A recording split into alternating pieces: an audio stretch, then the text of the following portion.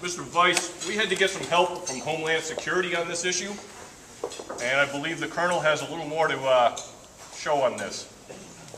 I'd like you to move forward, give the colors to Cadet Choppy, and have them post up front with Cadet Roger right next to him.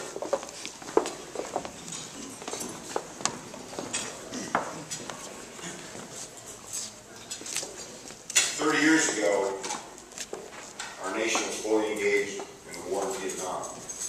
Public support for the war and the military came under severe public scrutiny, and with open and often violent protests occurring across the nation. Due to mounting opposition to the war and the risk to cadets at certain institutions, the Department of Defense removed ROTC from various college and university campuses. One of those campuses was Boston University. On April 1st, 1980, the Boston University Daily Free Press published an article titled ROTC Returns After Nearly a Decade's Exile and a Brief History of ROTC. I'll cut this down very short. 1919, Boston University welcomes ROTC back on its campuses for the first time.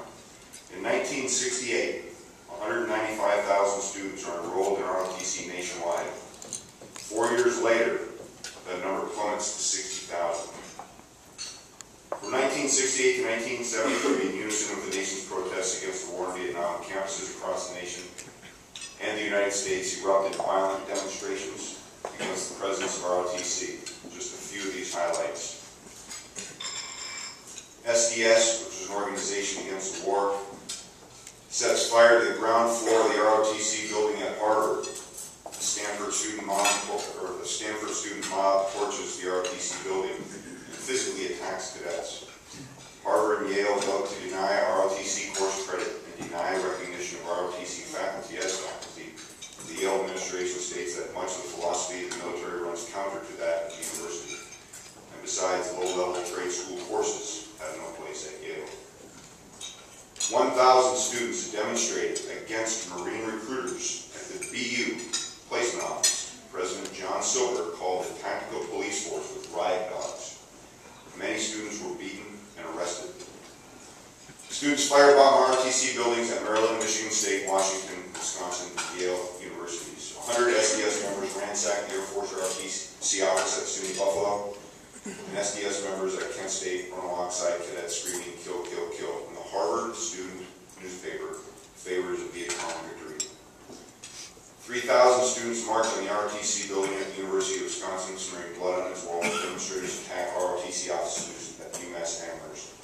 And the worst campus violence in U.S. history, ROTC buildings explode or ignite at a rate of more than 4 a day.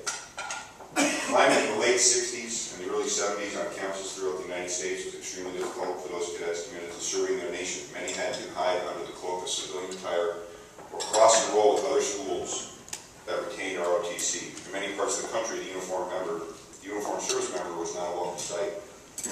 Protests against the war in Vietnam, the presence of ROTC on the campuses was commonplace. 20 years ago, Boston University announced the return of ROTC. A student organization titled the Spartacus Youth League for protests littered the Daily Free Press with stuff such as the Department of Military Science and Aerospace Studies will be established here in the near future. In reality, it will be a school that teaches people how to kill and maim others in a military setting. And that was the atmosphere on campus, on Boston University, the program that you are currently in today. For 10 years, it left Boston University. Recently, actually 3 days ago, we received an email that colors were found, but it wasn't the colors that replaced those that originally flew over this battalion in the 60s. It was the actual colors. These colors that we're about to uncase were from the River Battalion that flew over proudly on our campus in front of our cadets in the 60s. When Vietnam started and these and ROTC organizations were kicked off the campuses, certain universities held true and supported the programs. And there are certain faculty members that try to retain that history. And one of those is Lieutenant Colonel retired Bruce Havener. Lieutenant Colonel Bruce Havener, 84, was formerly of East Greenwich, Rhode Island, died peacefully in Warwick, Rhode Island on Thursday, 4 February 2010, this past year. His family, going through some of his stuff, found what appeared to be some Charles River Battalion colors, and gracefully brought it to our detachment yesterday. Lieutenant Colonel Hanover was born in Newton, Mass, and was a graduate of Boston University. He served honorably in the active Army for more than 20 years, retiring as a lieutenant colonel. He served during World War II, training as a gunner on the B-17 and B-24 airplanes. He was a paratrooper pursued in the U.S. Army 503rd Airborne Infantry Regiment, 11th Airborne Division, and 7th and 6th Special Forces Group Airborne. A decorated veteran, he served in Vietnam in 1967 and 1968, earning the Bronze Star. Upon his return to the United States, he served as a professor of military science and head of ROTC department at Providence College, following his retirement from the military.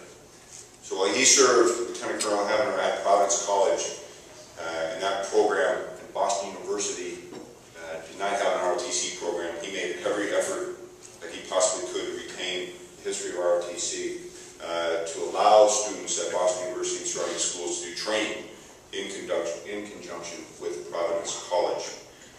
And it was at that time, when Boston University left the campus proper, that he came into acquisition of these colors, and has since then, with his family, safeguarded them. And I proudly present and uncase the Charles River Battalion colors from the 1960s and bring them back to this battalion. I ask you all to stand on your feet.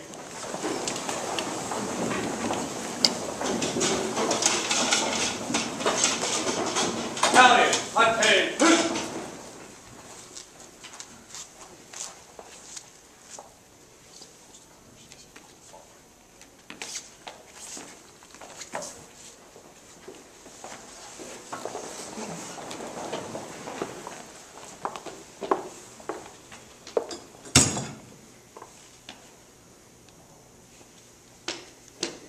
Present arms.